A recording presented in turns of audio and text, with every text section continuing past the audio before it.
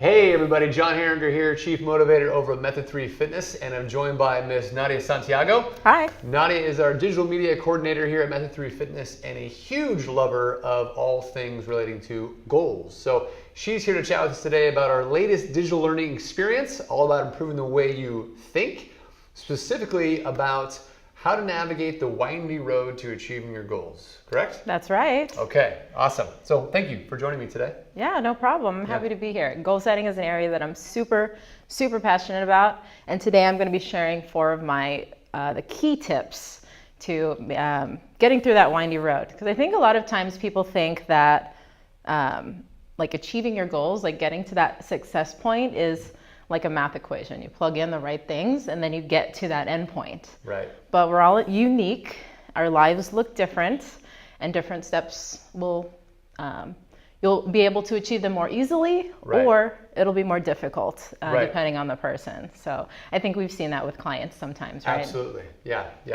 So, can't always just plug and play. It's not always going to work that way. Exactly. Yeah. But there are actually ways that we can make sure that the process is, I guess, a little bit more simplified, but also that it feels more meaningful and you feel more successful during each step. Okay. And the cool thing is that we're actually going to be using this workbook, which will tell you at the end how to get a hold of this.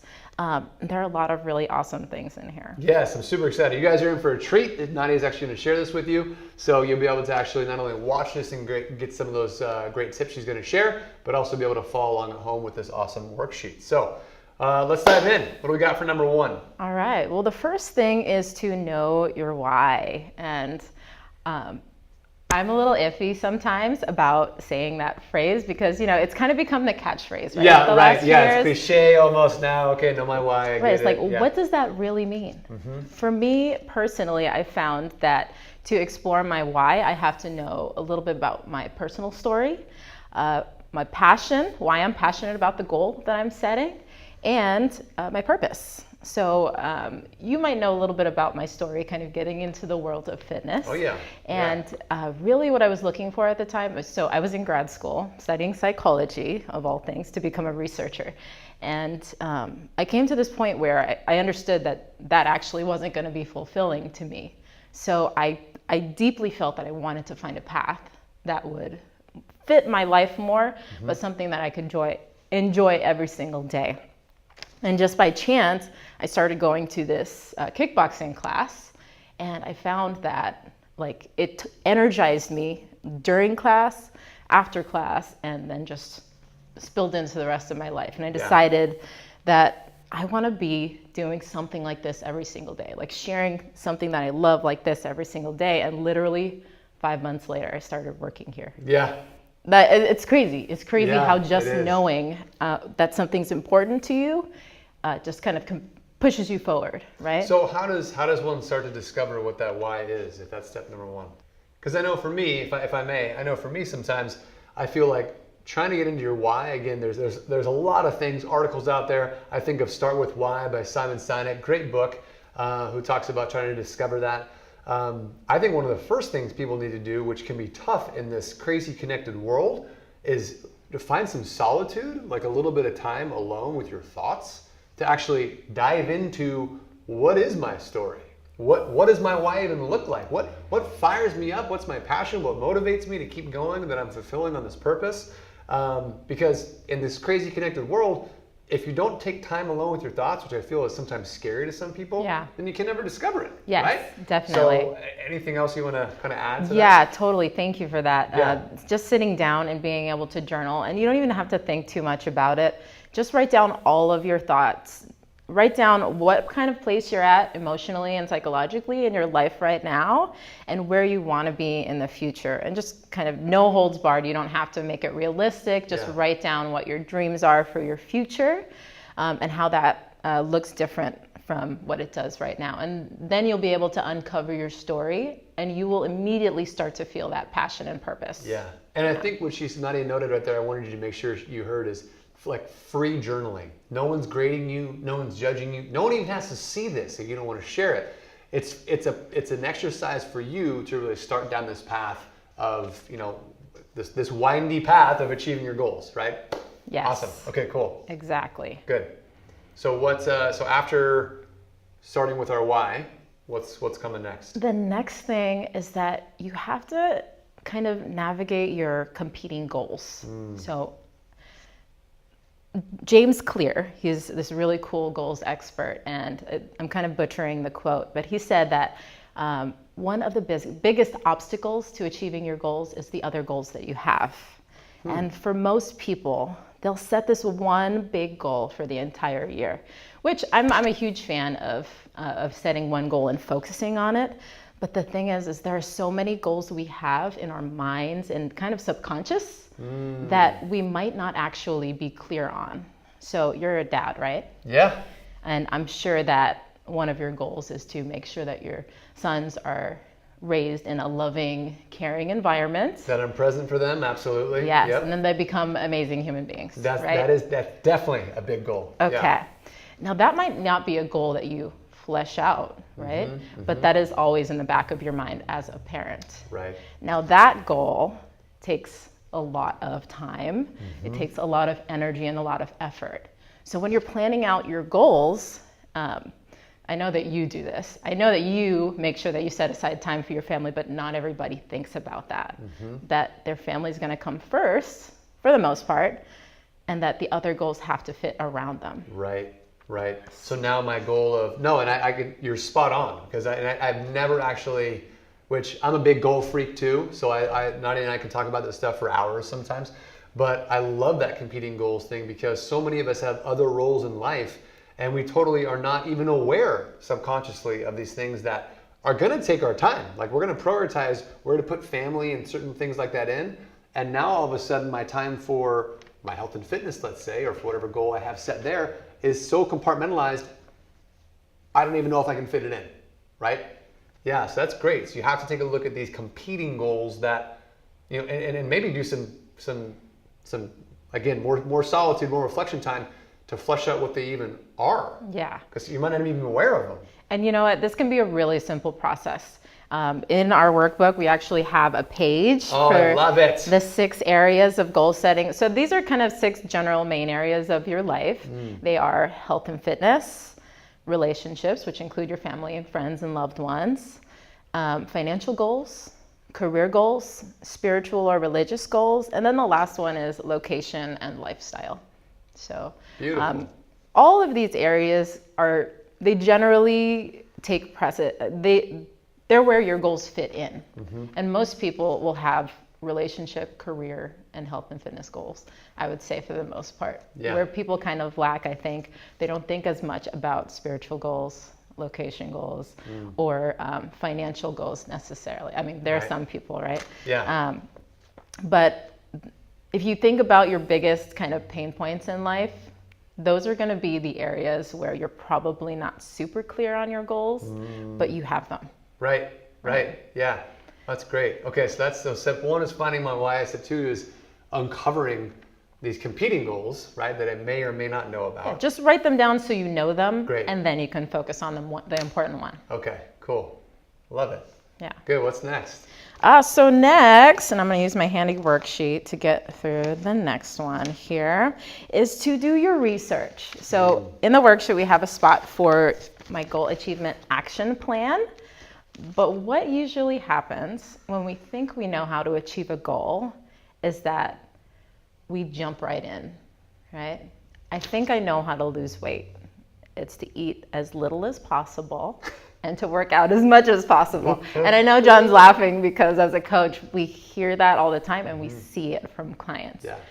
So, but as coaches, we're educated so that we know how it actually works. It's really, you have to feed your body enough and of the right things in order to achieve your goals, and pair that with regular strength training and other types of movement which activity. ultimately makes it more sustainable for all of you. For anyone watching this right now, that's how we make it more sustainable, so whatever you do achieve, it becomes something that you can actually maintain, which is the whole key to this whole equation. So yes, a lot of people, I think you're right, whatever the goal is, it's just I dive in, I haven't really taken the time to actually look at what steps are necessary to get there per se. Is that where this kind of comes in? Yeah, so Okay. what you should do is pretty much literally just do a Google search, and of course not all the advice out there is good advice. So what you'll have to do is sift through what you find online, but also reach out to people who are experts, like your coaches, right? To see what they know and how, see what their opinions are on what you can implement. Got it. Okay. Then you take action once you know, but only once you have that. And you can spend forever doing research, right? Yeah. So what Yeah, I would you say can. is just set aside a block, let's say an hour or two max, and then dive into action. And when I'm filling out this sheet, I'm sifting through this research, and I'm just kind of writing down some of the information that resonates with me or steps that's going to help me achieve this goal. What am I writing down specifically that I'm So trying when to you write down, believe? I would say write down like you're taking notes. So write down any of the steps that you find out there. But then the ones that are going to be most important are, one, things that you can fit into your own life personally, and then two, things that work, right? Did you guys hear that real quick? Things that fit into your own life, right? Because each of us are unique, as you mentioned in the beginning. And then what was what was the last part? Things that work, right? Things that really work, Exactly. exactly, yeah. And that's why I think the other part that Nadia said is super important is reach out to other people in your sphere of influence that are experts in said area, right? So if it is a health and fitness, goal that you're looking at, and you're going through all this information, just remember that, especially if you're part of Method 3, and even if you're not, just reach out to us or reach out to a coach in a respective area that you feel comfortable chatting with about this to get the guidance that you need to bounce some of these ideas off of. Because what you don't want to do is go down this path of like, oh yeah, I'm going to try this. Everyone says it's great, and it's like, the craziest eating plan known to man or woman that's going to be not sustainable whatsoever and could actually harm you, right? So it's always important that's obviously very dramatic, but I think the point is like reach out to these people that are experts in said areas and get some advice or mentorship where applicable. But also, which I love, is put a time limit on said research so you don't fast forward like, oh, I don't have the time to do that. If you don't have an hour or two, you have 15 minutes. Yeah. So do 15 minutes now and 15 minutes tomorrow and 15 minutes the next 2 days after that. There's your hour, right? So don't overwhelm yourself with the time it takes to do some of this because, Nadia rocked this same thing she's going through right now. She rocked in a phenomenal goal setting workshop with a ton of people here at Method 3. So it can be done in a compact amount of time. Exactly. Yeah. And one thing you actually just reminded me of right now is in terms of making sure it fits within your life is, let's say somebody wants to jump into an action step. They haven't been working out at all, and they want to start working out every single day. Yeah. Right? Not reasonable. Right. You have to build up to it, right? You work out once or twice a week to start off with. Once that becomes a habit, you can add on from there, right? So make sure that it's also manageable. Yep. Good. Okay. And I have one final tip. Beautiful. Right, which is to plan to come up against obstacles, right? You're going to face them no matter what. So you might as well know what the common obstacles are, but not just what's common to everybody, but what might happen in your own life. I mean, most of us are, of a certain age that we've come up against many obstacles already, and we know what our patterns are, right? Right. If you have a tendency to procrastinate, if you have a tendency to drop things after starting them, or if you don't have any support. Right. Like those are things that you probably are aware of. If you can write those things down and then figure out ways to overcome them, then once you reach that point in your achievement plan, then you know how to get through it. Right? Yeah.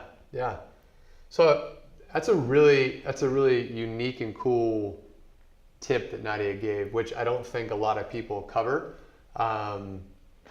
They always talk about the goal and the action plan and then go, right?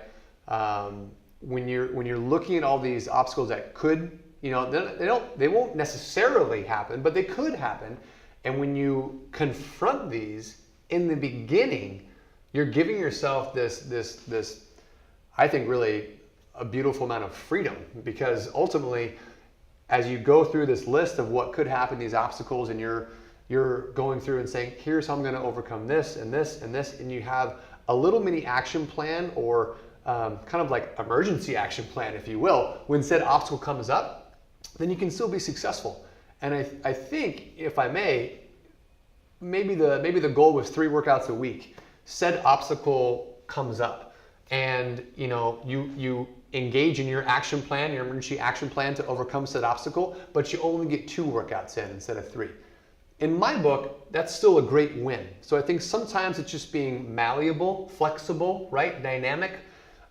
If you all of a sudden stop working out for 3 weeks in a row, probably not a win. But if you missed a workout, right, in that week, and you still stayed on track with whatever that obstacle was going on in life, that's a huge win. And it needs to be celebrated rather than focusing on the fact that I didn't get that 3rd workout in, which is where so many of our brains will go, right? Yeah. Where we failed, rather than actually how we succeeded through this, tough time. Yeah. So phenomenal tip. Yeah. I love that. The other thing is that here's how I like to think about obstacles, is like obstacles, not only are they part of the plan, your obstacle is an action step.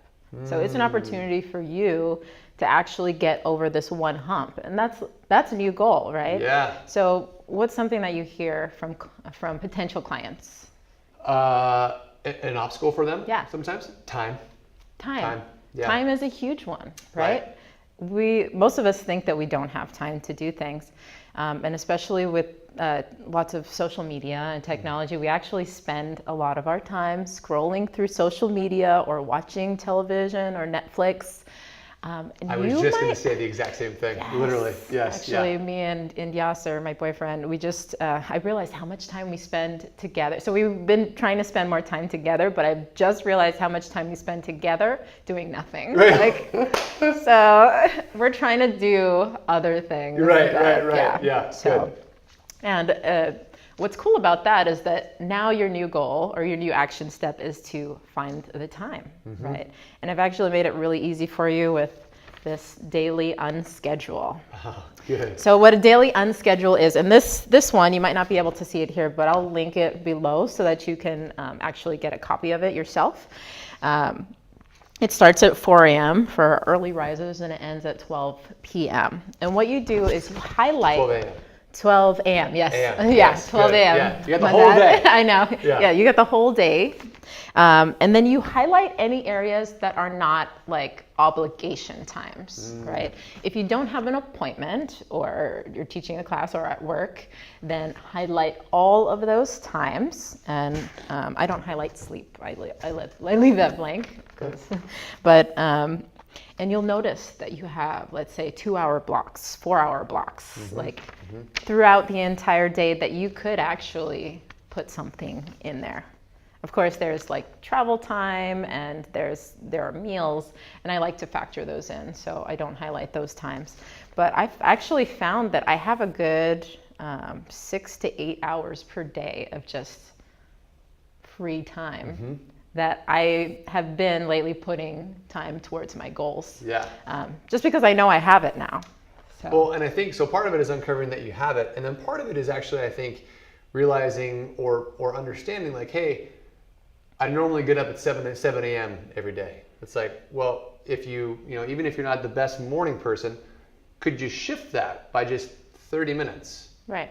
Maybe you start with that. Maybe it becomes an hour. Maybe it doesn't, but there is time. Sometimes it's, well, why are you getting up at 7? Is it because you're binge watching a little bit of Netflix in the evening and you found out that every night you go to bed at midnight because you are caught up on all your favorite shows? Exactly. So is there a way to cut that out? You go to bed earlier, you then get up earlier. So there are things that I sacrifice maybe is the wrong word, but I think changes in your lifestyle that may be able to be made to allow you to progress towards said goal, as long as said goal has a big enough why and is important to you enough that you really want to achieve it, right? Because if it's important to you enough, it'll hopefully create movement, right?